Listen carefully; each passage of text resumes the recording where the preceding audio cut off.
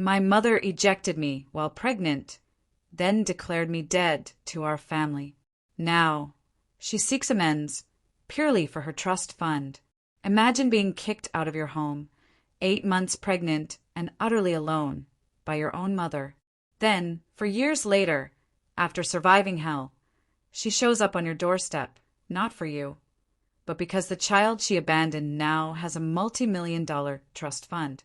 This is my story, a story of betrayal, unimaginable struggle, and finding strength in the most unexpected places. I was 22 when I told my mom I was pregnant. Her response? 3 hours. That's all the notice she gave me to pack my life into 2 garbage bags before changing the locks. She sat there, watching me, telling me I could handle the penalties of my choices. My daughter's father was a college freshman orientation one-night stand. Ethan, from Switzerland. I didn't even know his last name, let alone how to find him. He was just gone. I dropped out of school, moved into a shelter, and left Lily in a county hospital after birth because I had nowhere else to go. My mom? She told everyone I'd gone to Vegas to strip. For years of absolute agony followed. I waited tables, enduring customers who grabbed my ass for $3 tips. Lily and I lived in a studio apartment riddled with black mold and insects. She slept in a dresser drawer because I couldn't afford a cot.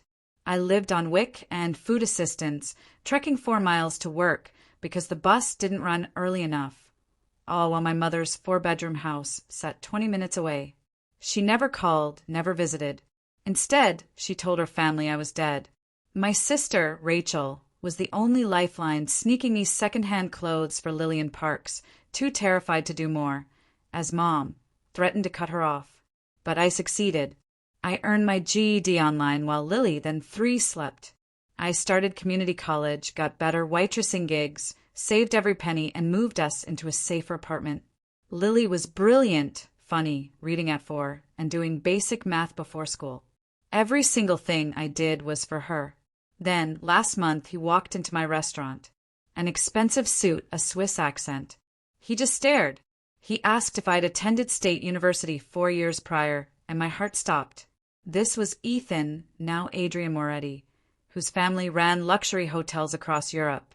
His cousin had given him a university orientation photo, and he'd spent 2 years, thousands of dollars, and hired detectives to find the American girl who drunkenly quoted Shakespeare and laughed at his bad jokes. He sobbed when I introduced him to Lily through a photo. His father had pushed him to marry someone else. But Adrian refused, haunted by me. He had to meet Lily. Within a week, he set up a trust fund for her, bought us a house, and demanded I accept $12,000 a month for 4 years of retroactive child support. His Swiss family flew in, lavishing Lily with love and gifts. And that's when my mother reappeared. She arrived at our new house with flowers and tears, claiming she missed us, admitting her mistake, and wanting family to pardon. My neighbors, it turned out, had already informed her about the Mercedes with Swiss plates, the high-end delivery vans. She'd investigated, knew Adrian's identity, and his family's wealth. Suddenly, with Lily having a trust fund and the potential for a Swiss finishing school, my mother desperately wanted back in. I let her in. I let her speak. She talked about second chances, my youth, and wanting the best for us. Her eyes gleamed when she saw a picture of Lily with Adrian's family in their Swiss house. "We should plan her 6th birthday together," she remarked, maybe in Switzerland. "I've always wanted to see Geneva." That's when Adrian walked in from the kitchen. He'd heard everything. My mother, beaming, extended her hand, gushing over her granddaughter. Adrian looked at her hand like it was sewage. He said, "You're the woman who threw out your pregnant daughter." My mother mumbled something about stern love and duty. Adrian flashed something on his phone. Her face went white. "The shelter where your daughter spent her first month homeless sent this police report. She was abandoned as a minor. Her social services records show she requested emergency housing when 8 months pregnant. This hospital report shows she gave birth alone, impoverished. Want me to continue?" Adrian interrupted her flimsy explanation, swiping to another screen. He spoke, quietly, sharply. The shelter intake form had my daughter's name at the top, with a red checkbox for abandoned minor. He asked if she wanted him to continue with the 4 years of documentation his investigators had gathered. I stood just outside the kitchen, clutching the doorframe, watching her make excuses. She said she didn't grasp how awful things were, thought I'd figure it out, claimed she was angry and afraid. Adrian browsed through screens without looking away, presenting hospital and social services papers like evidence in court. Tears mixed with my mother's meticulously applied foundation. She spun around, trembling, claiming she'd been so afraid, made a terrible mistake, and wondered about me every day. I moved back before she could touch me, ordering her to go in a calm, steady voice. Adrian walked silently beside me, supporting me as I opened the front door. My mother stood in my new living room, looking shocked. She pleaded to chat and explain. I held the door open, my heart pounding, but my hand didn't shake. She collected her handbag and flowers, walking past me with her head down and more tears. I watched her get into her car and drive away before resting against the door, my legs weak. Later, Adrian and I sat at the kitchen table after I checked on Lily. He apologized for ambushing me with the documents, explaining he'd paid detectives to find me and had compiled my entire survival story in files, just in case I needed evidence. As we discussed what to do, holding a chilly mug of tea, he surprised me. Instead of pushing for immediate family visits, he proposed formal paternity confirmation. He said Lily and I deserved formal, secured protection after handling so much debt for so long. 2 days later, we met Mia Sanders, a lawyer, in her thick-carpeted downtown office. Mia, younger than I expected, with a serious face, immediately clarified that Adrian hired her to serve my interests, not his. She worked for me alone, even though he paid. She guided us through a court-admissible DNA test. Having a lawyer who answered only to me was strange, but safer than I'd imagined. Mia took notes, asking specific questions about what I wanted safeguarded and what scared me most. Before the test results arrived, she explained financial safeguards with a packet of paperwork. Adrian immediately placed back child support into an escrow account. He couldn't take the house, which was in my name with legal protections. Mia explained every page of terminology in straightforward English. My palm cramped as I signed, grateful for every word preventing ambiguity. After we finished, Rachel texted me. Mom was phoning every relative, claiming I was cruel for keeping Lily a secret and not letting her be a grandma. The old worry of familial isolation hit me hard. But then I remembered most of them thought I was a Vegas dancer anyway. They hadn't contacted me when I really needed support. That evening, Lily looked up at me, holding her plush rabbit. I simply said a European acquaintance I'd known before she was born wanted to meet her. I promised we'd take our time, and I didn't call him father because nothing was proven. Lily nodded, asking if the acquaintance liked cartoons. I suggested we find out by asking him questions, letting her decide how she felt. The first meeting was at a bright public park. Adrian brought a cheap soccer ball. Lily was timid at first, but interested enough to admit she liked purple and swings. I watched them kick the ball, Adrian moving slowly, speaking softly. Lily stopped the ball, head tilted like a jigsaw piece, asking why he spoke strange. Adrian chuckled, explaining he was from Switzerland, where people talk differently, mentioning McDonald's there has French and German menus. He was honest, age-appropriate, answering her questions like she was a genuine person whose ideas mattered. Lily's guard relaxed, though she still looked at me every few minutes to ensure I was there. On day 8, my mother left a voicemail. I listened twice. She forgave me for withholding Lily and wanted to go on as a family. I deleted it. Dealing with an incomprehensible person exhausts you. Not answering was better than explaining myself again. The next morning, after dropping Lily at kindergarten, I went to the library where I'd studied for my GED. I researched grandparents' rights. The restrictions were strict, requiring proof of a relationship. My mother had none. But the websites warned determined grandparents could file petitions, dragging families through thousands in court. I noted laws, case names. Gathering knowledge made the terror smaller, controllable. I sent Mia Sanders a photo of the pages, asking if we should be alarmed. Mia called the next day. She requested a consultation to shield Lily and me from legal harassment, saying we needed a paper trail before my mother could gain legal ground. I swapped shifts for the appointment. That Friday, 2 regulars in my restaurant area spoke loudly about the Mercedes with Swiss plates and the royal boyfriend. My face burned. My boss saw me, discreetly asked if I was okay, offered to move me. I thanked him, but my hands shook as I carried plates. Rachel emailed Saturday, asking to meet for coffee. I chose a spot across town. She was already there, college textbook on the table, I said. She wanted to help, but feared Mom would cut her off financially. I grabbed her hand. I understand, I said. You helped us more than anyone, smuggling supplies during those terrible years. We sobbed quietly. Monday morning, the DNA test was serious. A technician in blue scrubs explained each process, swabbing Lily and Adrian's cheeks. Lily laughed, asking if they were checking for cavities. Adrian grinned, answering something similar.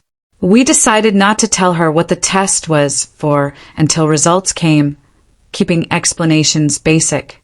Lily ran to the car, thrilled, her cheek tickled. Adrian and I just looked relieved. Week 3. Mia laid out legal alternatives like cards in a tricky game. Court-ordered custody, privacy measures, a cease and desist letter. Stacks of documents needed signatures, notarization. The clarity helped. Adrian and I spent 2 hours creating a co-parenting framework, starting with supervised visits, increasing based on Lily's comfort. Mia proposed realistic timetables, holiday backups. We signed it in good faith. Thursday, during my supper shift, Lily's school called. My mother had come to the office, pretending to be the grandmother, asking about pickup procedures. I told my manager I had an emergency, driving to school quivering with protective wrath. The administrator hadn't given information and asked if I wanted to file a formal restriction. I filled out the papers as Lily played oblivious. The next day, Mia sent my mother a no-contact letter, warning of legal action for further attempts. Signing it made me sick with remorse, but oddly strong. After Lily went to bed, I started a secret notebook of every mother-related encounter, voicemail incident. Mia said it might matter in court. It also helped me sort the pandemonium into facts. Recording what happened made it impossible to mistrust myself later. Adrian arrived the next afternoon with a European furniture brochure. He spread it on my kitchen table, pointing to a $2,800 Victorian dollhouse. Lily deserved beautiful things, he said. I felt sick. It was more than 2 months of my old rent. It's too much, too quickly, I said. Lily's 5. She'd be happy with a $25 plastic toy. He looked perplexed, upset, as if he didn't understand why pouring money wasn't the answer. I explained experiences were more important.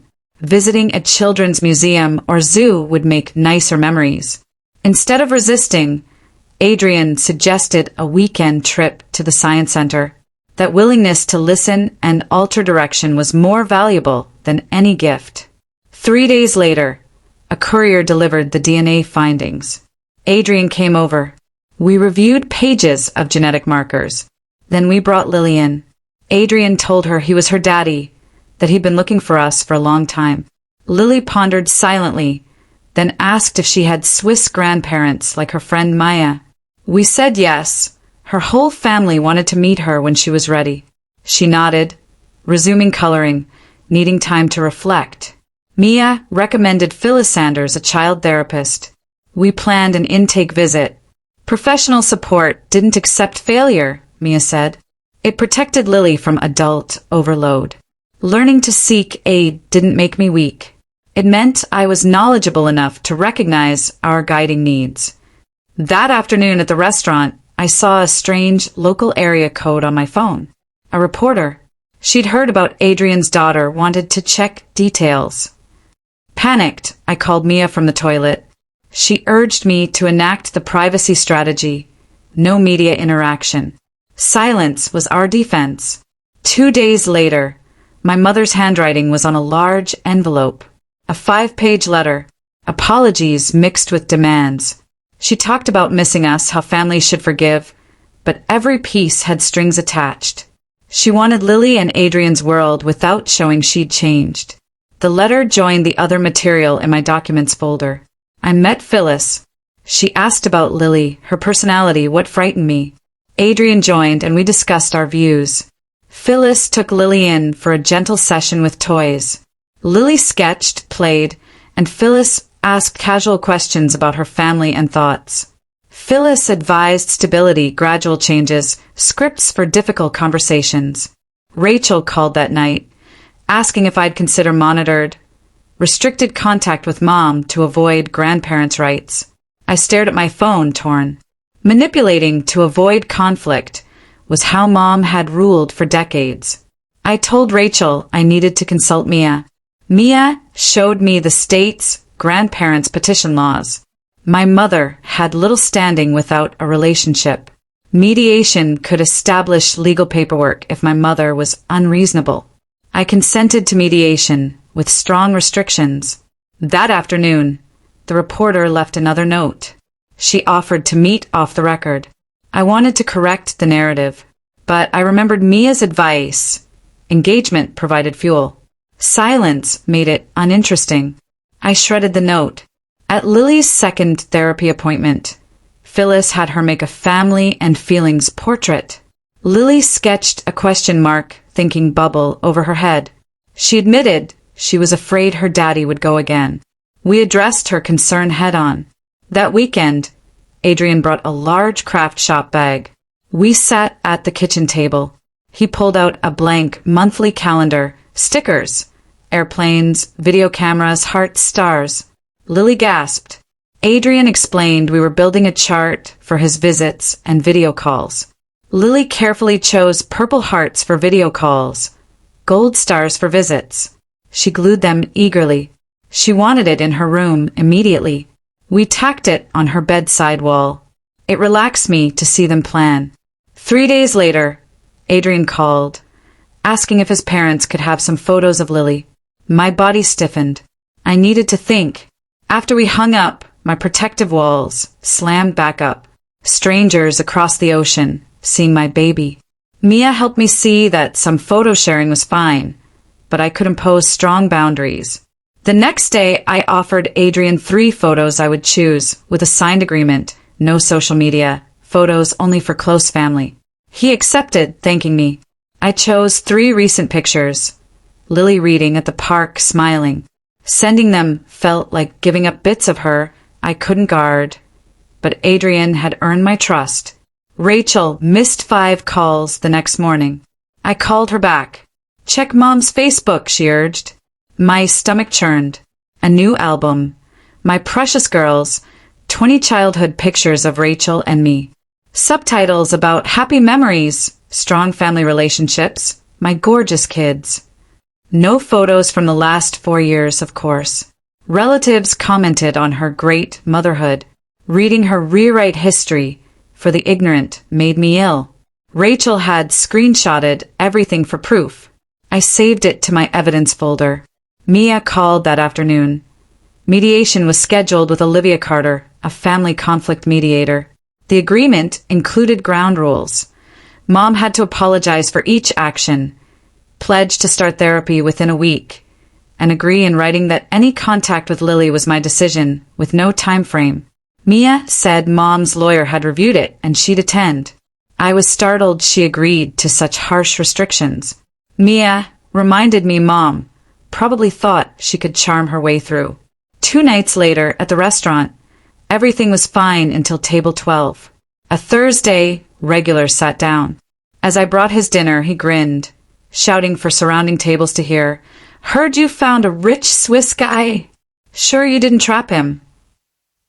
My face burned. "Please stop," I said. "That's unacceptable." He laughed. My manager, from across the room, ordered him to pay and leave. She refused to let him argue, stating the restaurant didn't allow harassment. He fled. My boss massaged my shoulder, told me to take a break. I shivered with fury and relief. Someone supported me. Adrian, and I met Mia the following Monday. She meticulously planned a temporary parenting plan. Adrian would visit every other weekend, 8 hours on Saturday, Wednesday night video calls. Documented financial support. We had to agree on Lily's schooling, health, hobbies. It was formal with signatures. Safer to document everything in legal terminology than to trust each other. The framework protected Lily most. Mia filed it with the court that afternoon. Olivia's office hosted mediation on a dreary Thursday. My mother was on time, well-dressed, tissues in her bag. Olivia explained the rules. My mother sobbed instantly, claiming she'd made a horrible mistake, was young and afraid. But then she justified teaching me responsibility, saying tough love was best. My heart raced, but I maintained cool. I interrupted. I wanted her to admit actions without excuses. I stated each action. Putting me out with 3 hours' notice, changing the locks, denying communication for 4 years, telling relatives I was dead. She sobbed more but explained her rationale. Olivia stopped her. This requires unjustified acknowledgement. My mother wanted to defend herself, but agreed to write everything down as homework. Olivia would evaluate it in 2 weeks. I discussed mediation with Phyllis. Hearing my mother weep was harder than imagined, but I was glad I demanded accountability. Phyllis helped me consider if Lily could handle supervised interaction. My mother had to show continuous improvement, not just apologize. We set criteria: 6 months of weekly therapy, attendance verification, written accountability without excuses, no manipulation, no pushing boundaries. Only then would we contemplate a supervised meeting with Lily. I liked the timeline. The reporter's account appeared online Saturday morning. I forced myself to read it. It respected privacy, focusing on legal boundary conjecture. It wasn't rumor, which reassured me. Coworkers saw it, but nobody asked. Rachel texted me. Mom was texting her all morning, begging Rachel to talk to me. This time, Rachel didn't relay Mom's concerns. She told Mom to work with the mediator and stopped being a go-between. She was tired of being in the middle. I thanked her. Rachel was finding her voice. Adrian called Sunday. We met at the park. He showed me his phone calendar, proposing he stay a week instead of 3 days, as his family wanted more time with Lily. I tensed. The therapist said gradual increments were best, I reminded him. Leaping from 3 to 7 days is too rapid. He looked agitated, ran a hand through his hair, arguing she was all right. We shouldn't push just because she appears okay, I interrupted. Children often display stress unexpectedly later. He sat quietly, then nodded. I understand, he said, even though leaving is hard when things are well. I liked that he listened, slowed down. We decided on 3 days this time, adding 1 next month if Lily adjusted. We were learning to work together. Olivia emailed 3 days later. Mom's first therapy intake appointment confirmed. A qualified therapist signed it. I looked at the document, hoping, but primarily suspicious. For years of desertion, decades of control, one meeting didn't erase that. Olivia's professional email noted improvement without exaggerating. Lasting transformation takes months, not weeks. I added it to my folder. Adrian called Sunday. We met at the park. He showed me his phone calendar, proposing he stay a week instead of 3 days, as his family wanted more time with Lily. I tensed. The therapist said gradual increments were best, I reminded him. Leaping from 3 to 7 days is too rapid. He looked agitated, ran a hand through his hair, arguing she was all right. We shouldn't push just because she appears okay, I interrupted. Children often display stress unexpectedly later. He sat quietly, then nodded. I understand, he said, even though leaving is hard when things are well. I liked that he listened, slowed down. We decided on 3 days this time, adding one next month if Lily adjusted. We were learning to work together. Olivia emailed 3 days later. Mom's first therapy intake appointment confirmed. A qualified therapist signed it. I looked at the document, hoping, but primarily suspicious. For years of desertion, decades of control, one meeting didn't erase that. Olivia's professional email noted improvement without exaggerating. Lasting transformation takes months, not weeks. I added it to my folder. That afternoon, I drove to my old neighborhood. 3 years in that dingy studio. The flaking paint, oily puddles. The memories weighed me down. The mildew. Lily crying from hunger while I waited for my salary to buy formula. Walking 4 kilometers to work in the dark. Counting pennies. Deciding which bill to skip to eat. I clutched the steering wheel, remembering why I was careful, why I doubted everything, why I built safety nets. It wasn't paranoia. I learned at surviving without aid. That instinct kept us alive. I left after 10 minutes, driving home to our safe, roach-free flat. Grateful, frustrated. Lily sobbed into her pillow that night, confused. Why do I have to travel to Adrian's hotel instead of him coming to our place? She wondered. It's strange having 2 locations, not knowing which is home. My chest hurt. I took her plush rabbit. We'll make a routine for between residences, I told her. We practiced. The bunny goes in her backpack. We sing ABCs while she puts on shoes. 3 hugs, 3 kisses before she leaves. We'd rehearse when she got home. She stopped weeping, made me rehearse 5 times. She laughed when I pretended to forget the letter after M. I tucked her in, promising to repeat it every time, to make her feel safe no matter where we were. Olivia's office hosted the mediation, follow-up Tuesday. My mother arrived early, folder on her lap. We sat in the same seats. My mother took 3 handwritten papers from her folder. Olivia requested she read them aloud.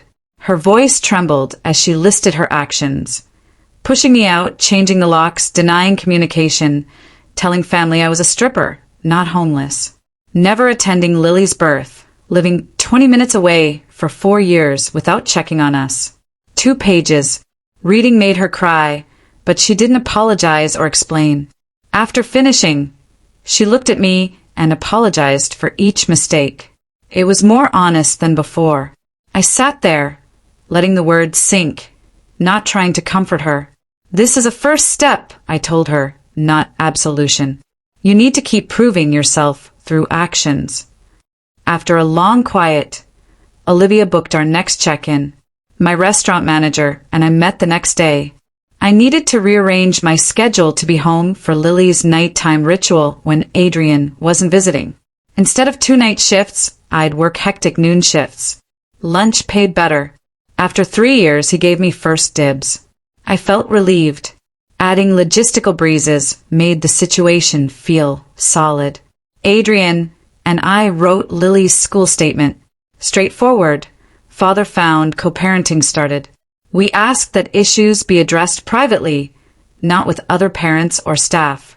The principal phoned, thanked us, promised discretion. They'd record pickup authorization, direct questions to us. I hung up, feeling like we'd spared her some drama. Phyllis called Friday. She'd read all the mediation papers, Mom's treatment documents. She felt comfortable approving a brief, supervised meeting between my mother and me before contacting Lily. Olivia would attend. If things went well, we'd consider next steps. We booked it for Thursday. I was apprehensive, rehearsing what I wanted to say. My monitored meeting was harder than imagined. Across from my mother in Olivia's office, a box of Kleenex on the table. Olivia explained the rules. My mother read her written apologies, longer than at mediation. It detailed all 4 years. Specific occasions she denied aid, lied to relatives, put pride before my survival. She described receiving Rachel's call about me giving birth alone and not going to the hospital. 2 years later, she saw Lily's image for the first time and felt nothing, because she believed I deserved it. Her voice cracked, but she read. She finished, put the papers down, and sobbed without defending herself. I let the words sink, feeling the rage and pain, not comforting her. After many minutes, I told her I heard her. I wasn't ready to forgive her, but I realized she'd written and read it honestly. Olivia asked what I needed next. I stated, constant therapy, respect for my boundaries, and time to prove she changed. The rest of the session was negotiating restricted contact. No overnight visits with Lily until further notice. Minimum 6 months without her alone. Lily's health reviewed every 3 months. My mother might be called grandma, but with tight limitations that could be revoked. She accepted everything without negotiation. She acknowledged she'd broken my trust, that it would take years to restore it. Olivia recorded everything. I left fatigued, but the limits were clear. Tuesday night, I made a park party supply list for Lily's birthday. Balloons, paper plates, a grocery store sheet cake. Adrian dropped off Mia's papers, spotted my notes. I told him about the simple park party. He paused, then suggested a princess party business or renting a venue. I appreciated the offer, but declined. 6-year-olds didn't need sophisticated entertainment. He appeared disappointed, but asked how he could assist. I assigned him decorations and games with a $50 budget and a dollar store list. The next day, he emailed photos of streamers and balloons, asking if the colors matched. A natural feeling was more important than an elaborate celebration. 2 days later, my mother called. She suggested Lily visit Switzerland for her birthday, see the Alps, stay at a family hotel. I paused mid-fold. We're focused on modest local visits, I said, not international travel. She gently objected, saying Lily would learn. I reiterated that restoring trust meant respecting limits. Without arguing, she quieted down. I understand, she said. No guilt, no manipulation. Just acceptance. I was astonished, hopeful. Mia held a Friday afternoon meeting to complete things. Her conference table was covered in papers, parenting plan, trust structure, court filing paperwork. We spent 2 hours reviewing each piece. Mia outlined the trust's monthly payments, how I'd handle them with a financial advisor she'd scheduled for me. Adrian signed everything without hesitation. I signed with a shake. It felt so official. Mia would file the plan Monday.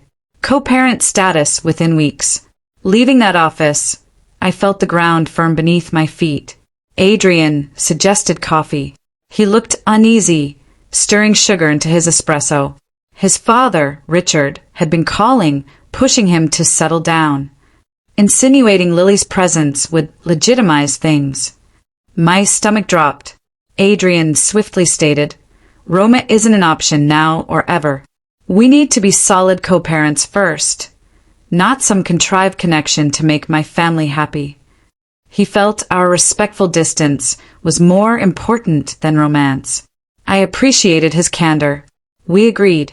Something was more vital than fairy tale endings. Lily's stability. Olivia informed me my mother had finished 3 therapy sessions and was taking the work seriously. Early signals were promising. I read it twice, shifting my skepticism toward conditional trust. I wasn't ready to think she'd changed, but I could observe her actions. Words were simple, weekly treatment was tough. The first supervised visit was at a downtown family center. I took Lily. My mother was sitting at a tiny table with crayons. I sat in the waiting area. The staff explained the rules. No presents, no promises, no secrets. Lily emerged an hour later with a colorful butterfly. My mom followed, keeping her distance, no hug.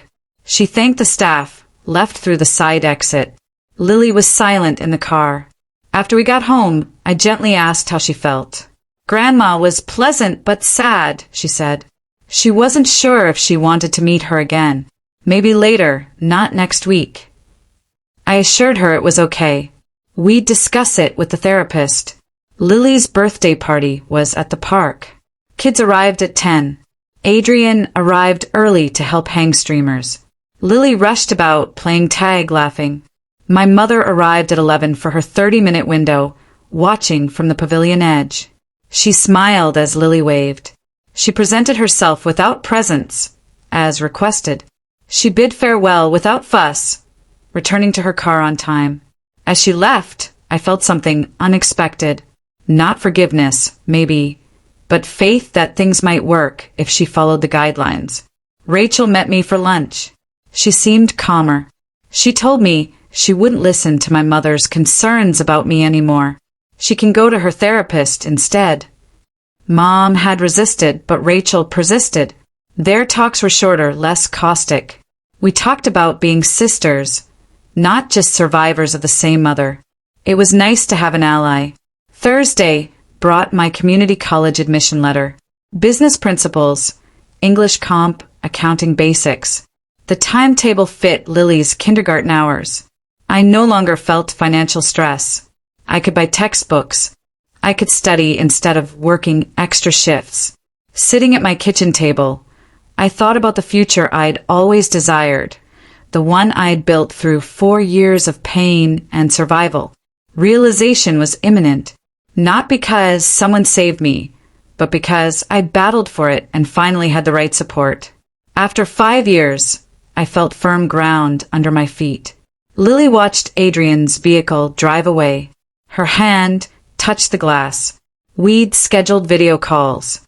Her calendar had stickers she chose for specific times. The first call was at bedtime. She showed Dad her room on the tablet, pointing at her toys. He listened, asked questions. After we hung up, she used the wall calendar stickers to mark the days until his next visit. The method worked, giving her something to track, making his absence tolerable, not threatening. Our counselor confirmed my mother's weekly therapy attendance. We planned monthly monitored visits. My mother was punctual, respected the rules, didn't try for extra access. Her lack of drama was shocking. She seemed to realize this was her only way back. Rachel met me for coffee every other week.